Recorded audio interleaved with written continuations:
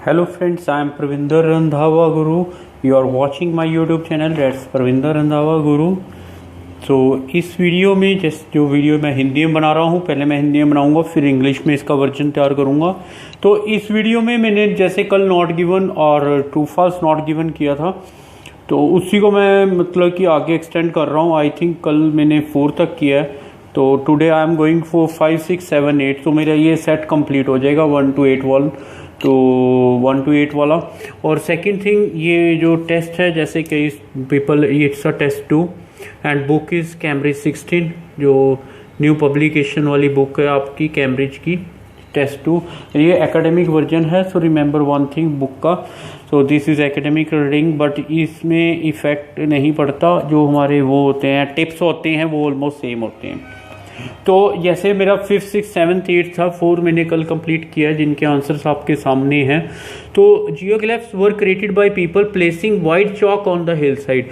तो ये लोग क्रिएट करते थे white chalk on the hill side के ऊपर, राइट, वाइट चॉक को प्लेस करके। तो ये फर्स्ट हो गया मेरा। तो क्योंकि ये टॉपिक आपको पता ही है कि वाइट हॉर्स का टॉपिक है, let me show you the topic. तो ये टॉपिक था जिसका कैम्ब्रिज 16 टेस्ट 2, राइट। और ये पैसेज 1 है आपका, रीडिंग पैसेज 1। सो ईजिली आपको मिल जाएगा, that's not a big thing. Everything is available nowadays on internet. तो many geoglyphs in England are no longer visible. So many आ गया, सारे नहीं आए, ये बात याद रखना। मैथमेटिकल टर्म है, कैलकुलेशन की बात हो रही है, तो मैंने अंडरलाइन कर लिया। इंग्लैंड की बात चल ही रही है, कल भी हमने यही किया था। मुझे ये I don't want to repeat the word कल अगेन। तो अब many geoglyphs in England are no longer visible, कि वो विजिबल नहीं है जो जियोग्लिफ्स हैं इंग्लैंड में। 7th क्या है, the shape of some geoglyphs has been altered. तो यहाँ मैंने जो टेंस देखा है, ये याद रखना प्लीज़, मैं टेंस पे बहुत ज़्यादा ध्यान देता हूँ। तो यहाँ मेरा प्रेजेंट परफेक्ट आ गया है पैसिव वॉइस में, ठीक है। तो ये आपने याद रखना है। The fame of the Uffington White horse is due to its size, ये भी प्रेजेंट है। यहाँ पे ये कंपेयर कर रहा है साइज के साथ, तो मेरे माइंड में ये बैठ गया है। यहाँ जो शेप को कंपेयर कर रहा है, शेप के आगे दा है, फेम के आगे दा है, तो ये बातें याद रखना है। ये नाउन वर्ड बन गए, इसको इसने कंपेयर किया है ऑल्ट्रेशन, चेंज के ऊपर। यहाँ पे इसने मैथमेटिक्स की कैलकुलेशन की है और इस चीज़ को कंपेयर किया है इसने, और रिलेशन बनाया है नो लॉन्गर विजिबल। नो पे ध्यान देना है आपने। यहाँ वर क्रिएटेड बाय पीपल, ये पुरानी बात हो रही है आपकी, पास्ट में है, by people placing white chalk on the. तो इनको क्रिएट किया गया, किन्होंने क्रिएट किया, पीपल ने वाइट चॉक प्लेस किया हिल साइड पे। तो ये बातें आपने अपने माइंड में सेट कर रहे हैं। तो हम लोग यहाँ तक सर्च कर रखा था कल 4 तक, तो 5th की बात है। तो यहाँ से यहाँ तक जो मेरा वर्क था, मुझे जितना रिमेंबर है, मेरे 4 कंप्लीट हो गए थे क्वेश्चंस। तो 5th के ऊपर मैं चलता हूँ।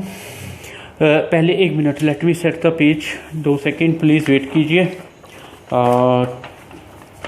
पहले हम पेज को सेट कर लें, फिर हम वर्कआउट करते हैं। इसने कहा है, method of cutting these huge figures was simply to remove the overlying grass to reveal the gleaming white chalk below. ठीक है जी, जो मेथड था cutting these huge figures was simply to remove the overlying grass to reveal the gleaming white chalk below. तो इसका मतलब chalk नीचे है, ग्रास ऊपर है, तो थोड़ा सा यहाँ से टिप ले लेना। ये ग्रास ऊपर है, चॉक नीचे है, तो ग्रास किसके ऊपर लगेगा? ग्रास या तो मड के ऊपर लगेगा या हिल के ऊपर लगेगा। ये बातें आपने ध्यान देनी है। However, the grass would soon grow over the geoglyph again unless it was regularly cleaned, right, और scout by a fairly large team of. ये तो कंडीशन आ गई अनलेस की वन, ठीक है जी। One reason that the vast majority of hill figures have disappeared is that. तो इसने कहा है कि vast majority of hill figures जो डिसअपीयर हो गए हैं। 1 मिनट, अब मैंने जो अंडरलाइन कर रखा है वर्क, मैंने इतना स्टडी कर लिया, एग्ज़ाम में भी आप लोग ऐसे ही चलते हैं। तो ये यहाँ से हमारा सारा लेआउट है। तो 1 मिनट, मुझे 5th पे जाना है direct. Let me fold the page. तो यहाँ मैंने फिफ्थ को जैसे वर्कआउट करना है, तो फिफ्थ मुझे अभी मिला नहीं, मैंने थोड़ा सा आपको समझाने की कोशिश की है। मैं सिक्स्थ पे चले जाता हूँ। इसने कहा मैनी, इसने कहा वास्ट मेजोरिटी। इसने जियोग्लिफ्स का सारी बात वही की वही हो रही है, इंग्लैंड की बात हो रही है, right. Are no longer visible, have disappeared, जो विजिबल नहीं है वो डिसअपियर हो जाते हैं। तो ये मेरा आंसर क्या बन जाता है, ट्रू। सारे वर्ड्स आपके कट हो रहे हैं, आप ध्यान से देखिए। मैंने सिक्स्थ को सॉल्व किया, फिफ्थ को नहीं किया, क्योंकि फिफ्थ में इसने कहा था कि वो वाइट चौक को प्लेस करते हैं। वो कह रहा है कि ग्रास जो था वाइट चौक के ऊपर, ग्लीमिंग वाइट चौक ब्लो, उसके ऊपर ग्रास कटिंग करते थे और फिर वो करते थे जियोग्लिफ करते थे, फिर ग्रास ग्रो हो जाता था और sorry it was regularly cleaned और scoured by a fairly large team, कि फिर द्वारा वो उसको साफ करते थे। अगर ये लाइन आपको समझ आ गई है तो आप इजीली आंसर दे सकते हो। अगर ये लाइंस आपको समझ नहीं आई 1 2 3 तो आपके लिए आंसर देना प्रॉब्लम आ जाएगा। आप कुछ भी आंसर दे सकते हो क्योंकि आपके पास 3 ऑप्शंस हैं। ये आप सोचो, इतने मैं 7th करके फिर बैक करता हूँ। Shape of some geoglyphs have been altered, तो ये हम लोग पढ़ चुके थे कि उनकी ऑल्ट्रेशंस हुई हैं। आगे हम लोग चलते हैं। तो इसने यहाँ पे ये वर्कआउट किया है, तो मैंने डिसअपियर वाला मेरा सॉल्व हो गया। When the traditions associated with the figures faded, people no longer bother or remember to clear away the grass to expose the chalk outline. तो यहाँ से आपको थोड़ा सा शायद फिफ्थ और क्लियर हो जाएगा कि चॉक की जो है आउटलाइन है। Furthermore over 100 of years the outlines would sometimes change due to people not always cutting in exactly the same place. अब जो यहाँ चेंज की बात आ रही है, यहाँ ऑल्टर की बात आ रही है, तो थोड़ा सा मुझे पता है कि ये वर्ड मैच होते हैं। अब इसने कहा कि शेप, इसने कहा exactly the same place due to people not always cutting in exactly the thus creating a different shape to the original geoglyph. तो शेप की बात शेप से होगी, बड़ा सिंपल है ये, देखो इजी, एकदम इजी है ये वर्क। सम जियोग्लिफ्स, सम की बात करी है तो यहाँ पे इसने thus creating a different shape to the original geoglyph, यहाँ पे इसने किसी सम की बात अभी तक नहीं करी है। लेकिन ओवरऑल जैसे मैंने आपको बताया कि ट्रू फॉल्स और येस नो में यही डिफरेंस होता है, ठीक है जी, कि इनमें हमने थोड़ा सा फैक्ट्स के ऊपर जाते हैं। तो जब इसने कह दिया एक की तो बात करी है different shape to the original, लेकिन द ओरिजिनल कहा है तो पर्टिकुलर सभी को एक तरह का ले लिया है, तो काफ़ी आ जाते हैं। इसने कहा है ऑल्टर ओवर टाइम, इसने कहा है ड्यू टू वट एवर में भी एग्जैक्टली सेम प्लेस पे कटिंग नहीं करी तो डिफरेंट शेप दे देते हैं। अब आ गया टाइम की बात कहाँ हुई है, क्योंकि ये वर्ड कहाँ पे है, ओवर 100 ऑफ ईयर्स,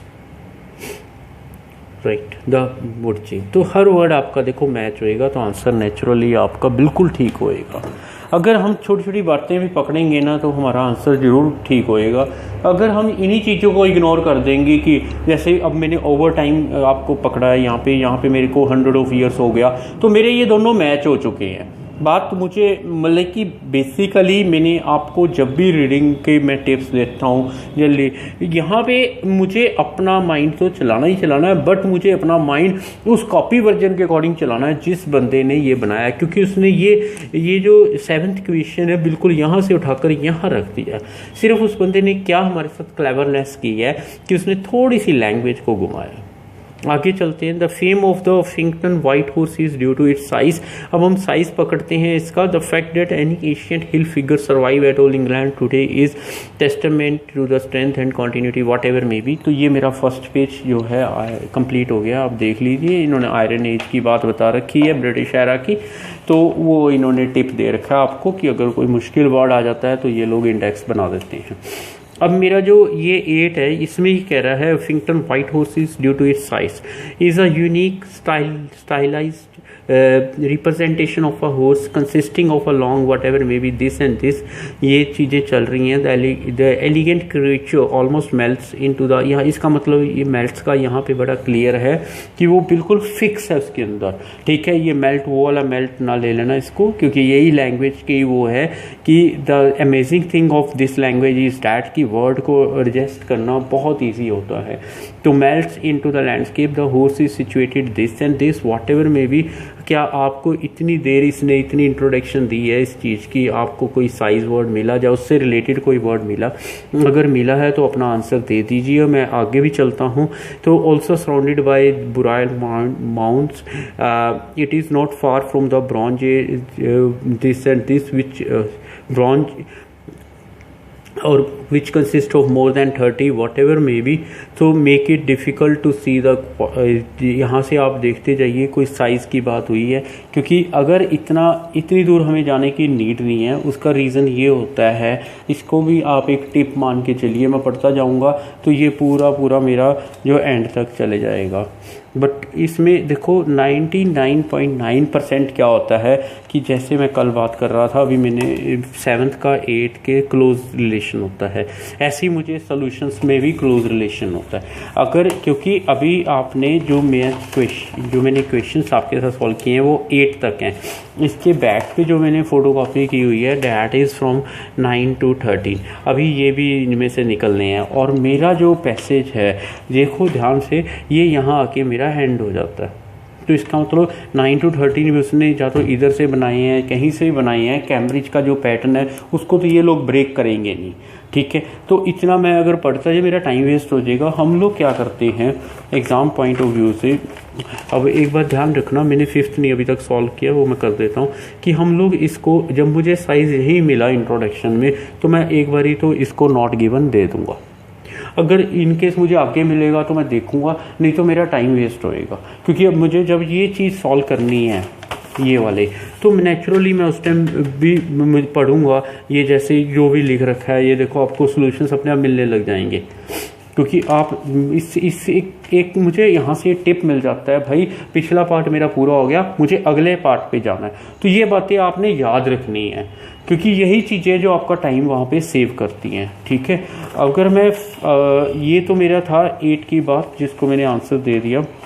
अब मैं चलता हूँ इसके ऊपर जो मेरा 5th है। 5th का मुझे देखो वही लाइंस में मैं सर्च करता हूँ।